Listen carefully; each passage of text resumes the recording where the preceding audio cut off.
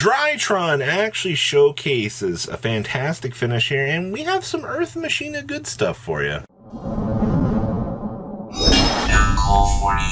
Don't be like the 30% of you that have not smashed the ever-living crap out of that subscribe button. Smash it so you guys don't miss out on more awesome content. We're going to be looking at the Omaha, Nebraska regional breakdown here, and let me tell you, this is pretty standard for what you've seen. I mean, you always are going to have your abnormalities, but the abnormalities are the things that I find the most interesting out of these regionals. The first biggest, contender here that you've pretty much seen for how much out of these formats, 3 Kashtira decks being your main driving force out of this regional. I mean, are you surprised at this stage?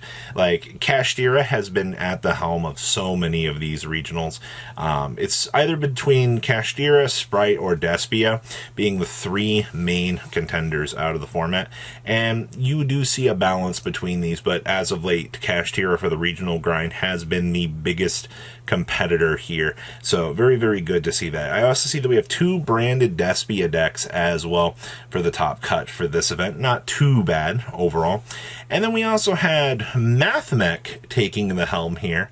I mean, Mathmech has been a pretty big mainstay as of late, considering the fact that Mathmech has been at how many regionals out here, and how many regionals has it actually won. Like, it has been very impressive to see your turnover conversion rate for, this deck.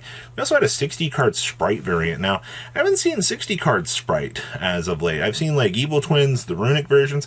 You have so many different compilations that you can do for this deck that you just got to have a successful day with it, I feel like. And then we had a Drytron variant make it in. Now, Drytron has had a decent amount of success out of the regional circuit, but I haven't really seen it. It hasn't felt like it's been a lot. I've definitely seen way more Mathmech than I have Drytron as of late, and that's not really saying anything too bad, but I like overall how this regional did break down for this. So let's pass on over some of those top deck lists. Our second place list is going to be no stranger to how generic a lot of these Kashtira decks feels. First off, Double Rise Heart. If you haven't noticed as of late, you have had a pretty major drop down in the amount of Rise Hearts. We've had a build that is actually playing 1 Rise Heart, so 2 is fine, 3 you're just feels too bulky. We're on triple Book of Eclipse, your double Book of Moon, and your triple Forbidden Lance, all very, very standard. And then Evenly Matched has moved into the format as a mainstay here, showcasing that, a deck that can go second now. It has been, a lot of the tradition in this format is you opt for second, break your opponent's board with Evenly, and then go ahead and set up with Kashtira. It's actually pretty interesting that we've shifted into like a going second meta here, just to kind of showcase the absurd levels of power that you can get because of Evenly Matched here. And we're actually side decking Kumamungus here. I actually am happy to see a insurgence of kaijus shifting on in here. Next up here is another another good old list here, but this one once again moves those Kumamunguses into the main deck here. So we're now main deck in kaijus at this point. We're still maintaining Double Rise, so we're still doing a lot of the same pattern that you followed here for this. Not really surprised all that much here, but things start to get interesting because we cut out the books. We still maintain lances in the build, which is fine. And then you see here that we're opting for desires in here instead of some other value. Okay. And then, of course, still playing the Evenly Matched because this card is still absurd. And then we have the Dimension Shifter down here. I have seen a little bit of a Dimension Shifter rewind in this format where you are seeing more players kind of give consideration back to playing this right now. It really depends on the matchup, but you can still get some insanely good value off of this card, and that's something to really consider is, is it worth the inclusion of this in the side deck? If you have room for it, absolutely. Next up here, we have Despia. Once again, we're seeing we have light kaijus in here now. So for this event, kaijus really ramped it up, showcasing that we need to be able to break those boards. I mean, if my opponent's setting up a Dark Dragoon and I'm crying myself to sleep because I can't do anything about it, you see the kaiju, you kaiju over it, congratulations, you can now, fuse, do whatever you want to do if you're playing Super Poly. This build opted not to. I see that we are playing Invader of Darkness and Jinzo down here. So now you can set up the Invader of Darkness, your opponent can't runic you. Jinzo, you no longer have to deal with Labyrinth at this point in time, which just helps this deck out massively at that stage. And then, of course, you still have the good old gimmick puppet for the expulsion lock. So everything that you're kind of used to seeing with this deck, you still are seeing. Like, there's been no dramatic change.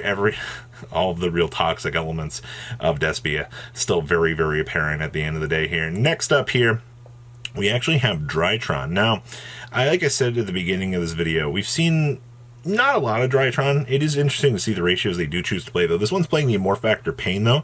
This is going to allow you to skip your opponent's main phase 1 here, which means that you force them directly into battle phase at the start of the turn. Well, now, since the battle phase has been a part of an element of the current format of board breaking certain elements, unfortunately, you no longer have that with this. So now your opponent has to go main phase 2, establish a board, and then you come back to your turn and you're able to proceed to your battle phase, do your main phase, everything that you need to do. It's such an amazing good card, and it is the heart and soul of this deck. Outside of that, I mean, yeah, you can tutor for the Lancey. You don't underestimate the fact that Ben 10 can search for this card. It puts you in such a good lead when you see the resolution and power of certain card choices here, and your opponent's just like, but what am I supposed to do? Honestly, not much. It's kind of the downside to things. Next up here, we have our 60-card Sprite Adventure pile with Tetsu Erat Newman here. Full disclaimer here, I always love the fact that we can see Tetsudo, Mr. Erat Newman here, doing their job, alright? Though we've seen this mainly be a side deck choice. Then there's this thing down here in the side deck. Every like anti-fun card that you can see actually show up inside one place is available to you right here. All right, like, you're going to round out so many of your matchups, and you shouldn't have much of a problem doing so. I see that we are playing the Sprite Double Cross as well in the main deck. I mean, you're at 60 cards, you may as well love the Hoppier Squadron too in this deck. And of course, you do see the Reaperdocus down here as well. Reaperdocus allows this deck to make the totally awesome play a lot simpler, and this has actually been something that has been sticking around for quite some time as of late here in terms of the format. So, very, very, very standardized, I feel like. Good stuff. And then we have another Cash Money Dollar Bills, the deck. Sporting off triple Eclipse, triple Book of Moon, and triple copies of your Forbidden Chalice here. Holy moly. And we're actually main decking the Cosmic Cyclones as well. If you haven't noticed, Cosmic Cyclones kind of showed its head back into the format as well here. Just the fact that you get a lot more value out of this card as like a disruption aspect is incredibly good. We are also opting for the Evenlies down here in the side. I don't know. I think at this point, having the Evenlies in the main deck as cards that you could see in a game 1 where you're going second feels so much more worth it, I feel like. And I know a few people might not necessarily agree with that because, you know, you are seeing builds that are pushing this still to the side, but Evenly is such a crazy board breaker right now that it's amazing when it actually resolves. So very, very, very good stuff. So that's your top cut. Now we also have this 38th place list, barely missing out on its invite, but I still wanted to include this because I know a lot of people still love, you know, Machina-based decks. You don't tend to see a lot of these right now just because of kind of how fast the format is.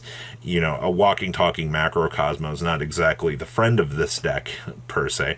But in a lot of the matchups where this deck can actually do its thing and actually devastate its opponent, it still is pretty good. You can't really underestimate how good Ruin Force actually is. And you're also playing Symbol Skeleton in the Orcus package in here as well. You just got to be careful at what point you decide to apply this, because you're going to get locked into Dark Machine, I believe, at that point. And we're not, I mean, the best you're doing here is Crescendo with the Galtea and then Dingrisu as well loaded up. So you do have a little bit more engine tree, but the fact that you've extended the build out to the 60 card variant means you're going to have a lot more combo lines to go through, and it's also going to be a whole lot less opportunity for you to draw the brick of bricks here.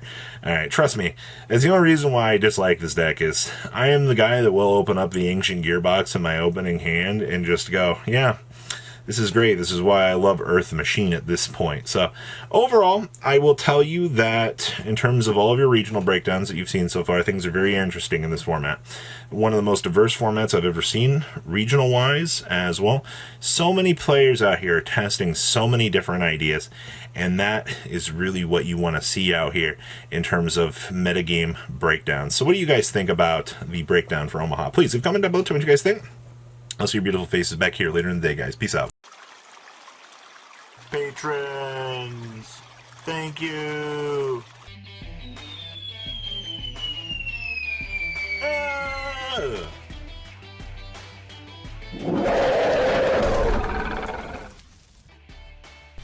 Thank you so much for watching. Check out these other videos.